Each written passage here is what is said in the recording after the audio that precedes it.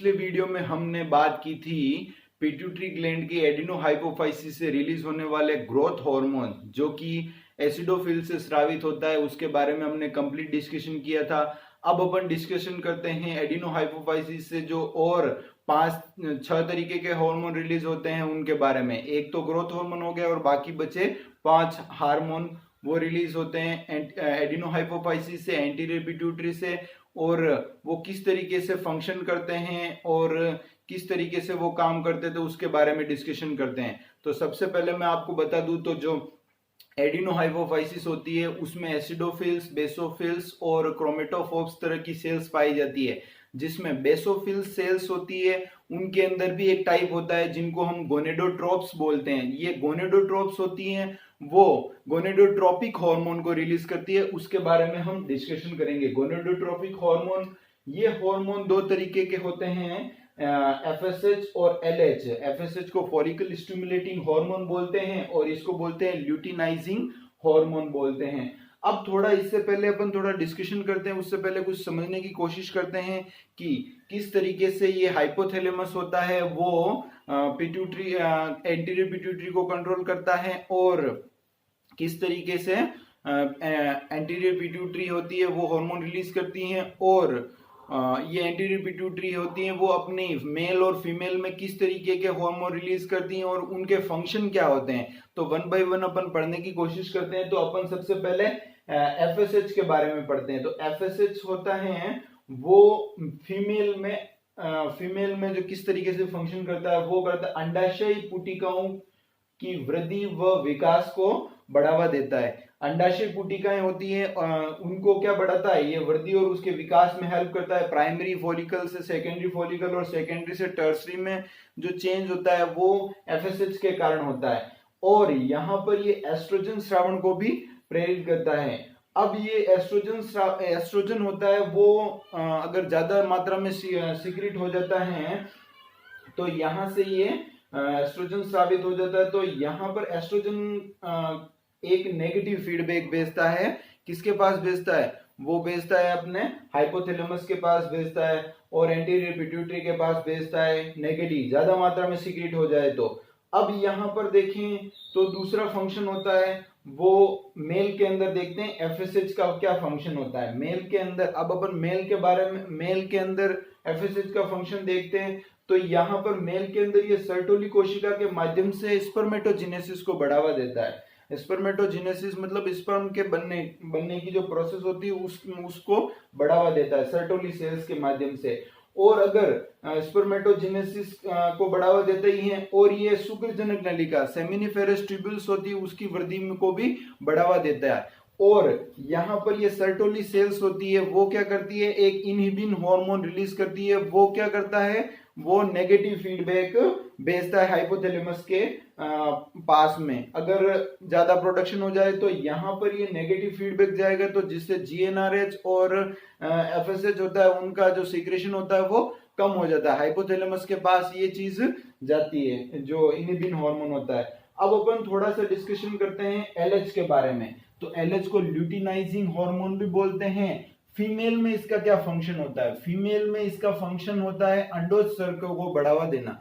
अब ये एस्ट्रोजन होता है वो एक थोड़ा रिफ्लेक्स देता है और उससे जो एलएच सर्ज होता है वो उसको बोलते हैं, जब जो ओवुलेशन होता है उस समय ज्यादा मात्रा में एलएच सीक्रेट होता है, तो यहाँ ये एलएच होता है वो पॉजिटिव फीडबैक देता है।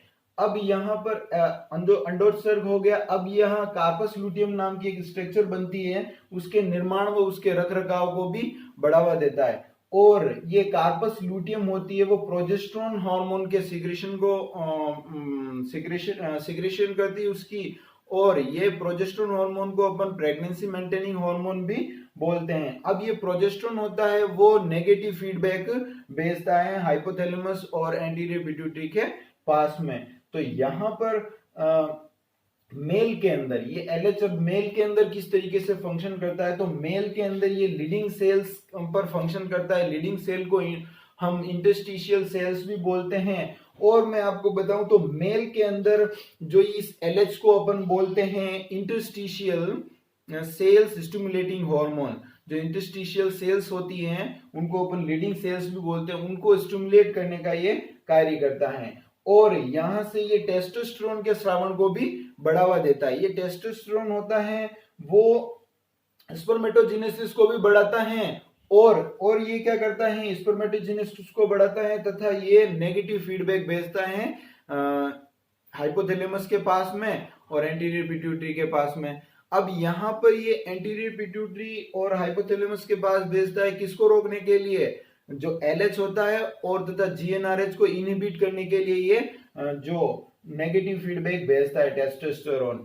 अब अपन दूसरे हार्मोन के बारे में डिस्कशन करें तो ये अपने पूरे गोनेडोट्रोपिन्स के बारे में किस तरीके से पॉजिटिव फीडबैक देते हैं, किस तरीके से नेगेटिव फीडबैक देते हैं, परंतु इसके बारे में कंप्लीट डिस्कशन हम ह्यूमन रिप्रोडक्टिव सिस्टम में हम कंप्लीट डिस्कशन करेंगे। ये तो एक जो एंडोक्राइन के रिगार्डिंग ये जो होता है उसके हिसाब से इसको थोड़ा सा ब्रीफ में बताया हुआ है। अब यहाँ पर देखें तो TSH थायराइड स्टिमुलेटिंग हार्मोन होता है, वो क्या करता है थायराइड ग्रंथि से थायरोक्सिन हार्मोन T3 और T4 के सिक्रेशन को बढ़ाता है। अब थोड़ा देखें तो ये ब्लड से आयोडीन के अवशोषण को भी क्या करता है, बढ़ाता है, क्योंकि ज्यादा आयोडीन आएगा तो थायरोक्सिन हार्मोन आराम से बन पाएगा और इसका जो रेगुलेशन होता है वो थायराइड जो रिलीजिंग हार्मोन होता है वहां से होता है, जो हाइपोथैलेमस से आता है। तो आपको ये ध्यान रखना है कि जो रिलीजिंग हार्मोन ज्यादा इंपॉर्टेंस देते हैं, हाइपोथैलेमस से रिलीज होने वाले होते हैं वो रिलीजिंग हार्मोन, ठीक है। अब अपन आगे डिस्कशन करें तो थोड़ा सा एड्रीनोकोर्टिकोट्रोफिक हार्मोन ACTH होता है। ये क्या करता है, जो एड्रिनल ग्लैंड होती है उसका एड्रिनल कॉर्टेक्स होता है, वहां से ग्लूकोकोर्टिकोइड्स के सिक्रेशन को क्या करता है, बढ़ाता है और इसका नियंत्रण होता है वो कोर्टिकल रिलीजिंग हार्मोन द्वारा होता है जो क्या हाइपोथैलेमस से आता है। अब अपन प्रोलैक्टिन हार्मोन के बारे में डिस्कशन करते हैं। तो प्रोलैक्टिन क्या होता है, तो देखिए अपन प्रोलैक्टिन को मदर हार्मोन भी बोलते हैं, मेमोट्रोफिक हार्मोन भी बोलते हैं। और यहाँ देखें तो इसका फंक्शन किस तरीके से होता है, तो इसका फंक्शन होता है ये केवल जो फीमेल्स होती है उनमें ही स्रावित होता है और ये जन्म के पश्चात दूध स्रावण को प्रेरित करता है। जन्म के पश्चात किसको स्रावण को प्रेरित करता है, दूध स्रावण को ये प्रेरित करता है। अब ये स्तन ग्रंथियों के विकास को भी बढ़ावा देता है, स्तन ग्रंथियों के जो विकास को वृद्धि को बढ़ावा देता है। और थोड़ा अपन देखें तो जो आफ्टर प्रेगनेंसी 6 महीने तक ये कार्पस लूटियम को बनाए रखता है। आफ्टर प्रेगनेंसी, जब प्रेगनेंसी कंप्लीट हो जाती है तो आफ्टर 6 मंथ ये कार्पस लूटियम को मेंटेन रख के रखता है, जिससे प्रोजेस्टेरोन हार्मोन रिलीज होता रहता है और प्रोजेस्टेरोन हार्मोन रिलीज होता रहता है तो उससे क्या होता है, एंडोमेट्रियम बनी हुई रहती है। एंडोमेट्रियम बनी हुई रहेगी तो मेंस्ट्रुअल साइकिल एब्सेंट रहेगा। और अपन देखें तो इस तरीके की जो मेंस्ट्रुअल साइकिल एब्सेंट रहता है इसको अपन बोलते हैं लैक्टेशनल एमिनोरिया, क्योंकि इसमें दूध प्रोलैक्टिन हार्मोन दूध से रिलेटेड हो तो लैक्टेशनल एमिनोरिया, एमिनोरिया मतलब खून की कमी, मतलब ब्लड नहीं आएगा, मेंस्ट्रुअल साइकिल बंद रहेगा। अब अपन थोड़ा सा फंक्शन देखें, फंक्शन तो यहाँ इसका नियंत्रण होता है वो किसके द्वारा होता है, प्रोलैक्टिन रिलीजिंग हार्मोन और प्रोलैक्टिन इनहिबिटरी हार्मोन। ये इनहिबिटरी हार्मोन आता है, उसके बारे में अपन कंप्लीट डिस्कशन करेंगे बाद में।